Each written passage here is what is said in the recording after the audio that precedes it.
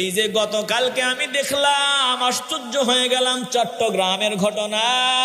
সন্তানরা মিলিয়া বাবার লাশটা, বাবাকে হত্যা করিয়া, বাবাকে টুকরা টুকরা করিয়া পাথরের ভিতরে লুকায় রাখছে। কেন? বলে সম্পদ নিয়া ঝগড়া লাগিয়া বাবার বিরুদ্ধে চলিয়া গেছে, বাবারে হত্যা করছে, জবাই করছে। প্রশাসনের লোকেরা বাবার মাথাটা খুঁজে পায় না, ওই টুকরা টুকরা খণ্ড বিখণ্ড গোস্তের টুকরাগুলো খুঁজিয়া পায়।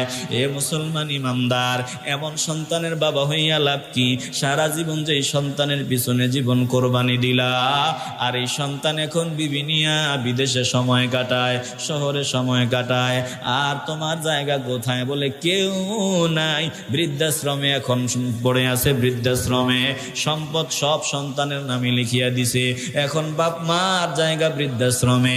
এমন সন্তান থাকার চাইতে না থাকা অনেক ভালো। জোরে কোন ঠিক কিনা? কি হবে এমন সন্তান দিয়া? তুমি কোটি টাকা দিয়া গেছো,